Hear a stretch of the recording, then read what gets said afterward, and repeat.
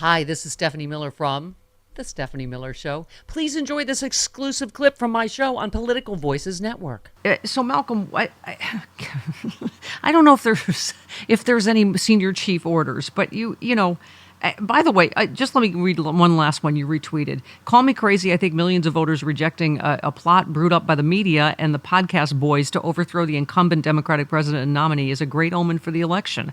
Someone said they did not expect the voters to have President Biden's back like this. Really blew up the nobody actually likes Joe Biden real quick.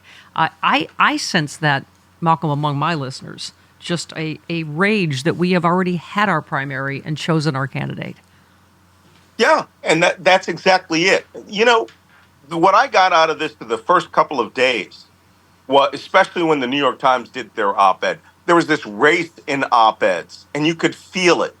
The news media had decided they will choose the next president, and that they will get Joe Biden's scalp, and that they want to make sure that, you could see individual journalists were saying, if I write the decisive op-ed, if I write the decisive statement, I can say I got rid of Joe Biden. Mm-hmm.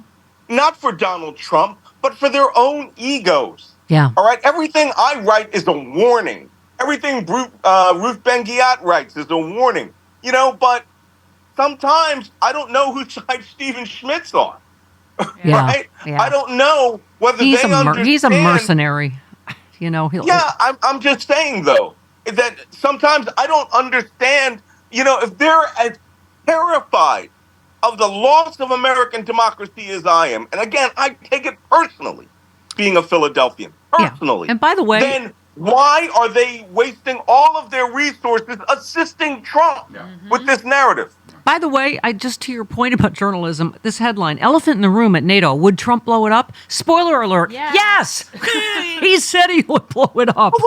This week's summit in Washington will look, without saying so explicitly, to Trump-proof NATO by expanding the role of the alliance. The entire world is terrified that we might do this again. Malcolm?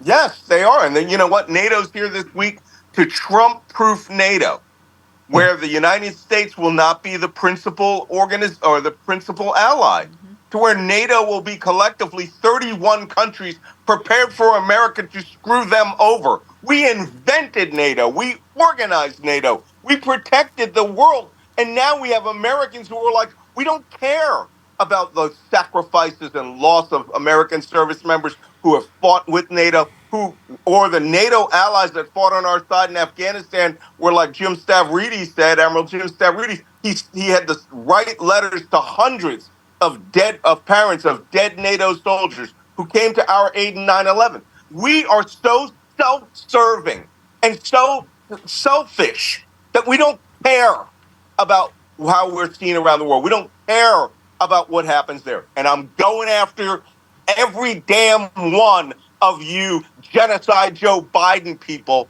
who have made this possible.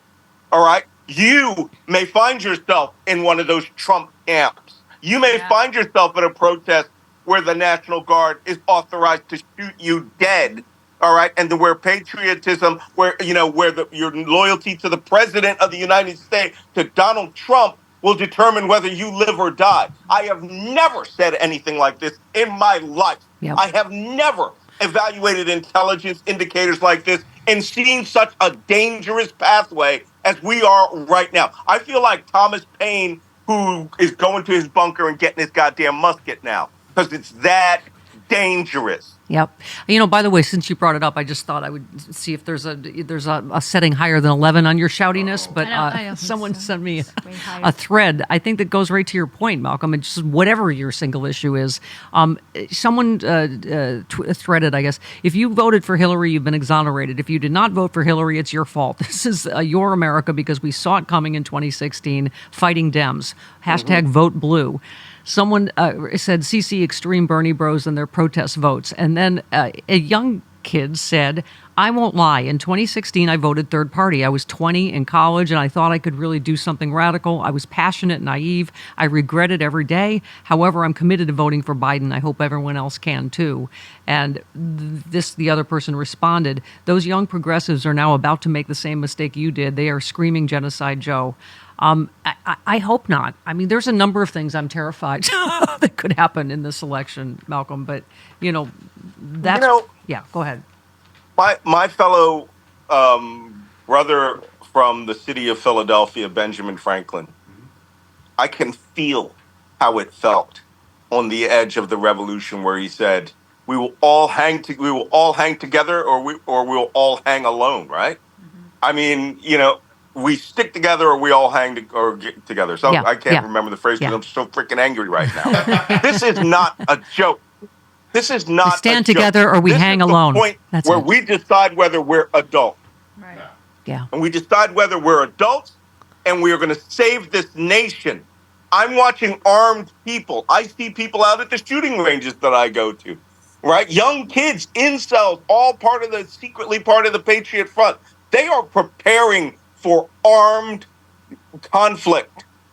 Malcolm, the guy behind Project 2025 said the revolution will be bloodless if liberals allow it to be. So Mark Robinson in North Carolina is not the only person saying it out loud. I wrote that whole thing in my Substack today. Yeah. And I was frightened to write that thing. Like I said, Dr. Irwin said I just terrified him. Yeah. I'm going to have to buy him lunch to calm him down. So and he's not easily scared. He's seen a lot of blood. Right. Yeah. Yeah, I know. But, he doesn't scare easy. Yeah. I scared his ass. So, I don't know if that's a beep. That's your best quality. That's your best quality is people. how terrifying you are, Malcolm. I've always said that. Yeah, but, I'm not like that on a day-to-day basis. You guys meet me at the meet and grope. Yeah. I'm just in battle mode now. Right. Yeah. And you all have better learned to find your battle mode. Find your where you stand up and say, I will save this. Because if you don't, I'm with then you. we will all hang separately. I had a friend this weekend, Malcolm, was like, oh, I don't really think this is as bad as everybody says. Every election, people say this is the most blah, blah, blah. And I said, no. There is no hyperbole too hyperbolic for where we are at this moment. There have never been this combination of factors. And you're right. All you can do is just keep shouting it. So you are a patriot, sir. I love you. There it is, my first drink of the day, Z-Biotics Pre-Alcohol Probiotic. Many of you know my story. I stopped drinking wine for 3 years during COVID, during the lockdown as part of a health reset. Now I drink wine in moderation, but this is an amazing new product. I've always believed in probiotics. And Z-Biotics, check this out. You drink just one of these. It's the world's first genetically engineered probiotic. It was invented by PhD scientists to tackle rough mornings after drinking. I am using this and I feel great in the morning. I don't have to worry if I have an extra glass of wine, I still feel great in the morning. Here's how it works. When you drink, alcohol gets converted into a toxic byproduct in the gut.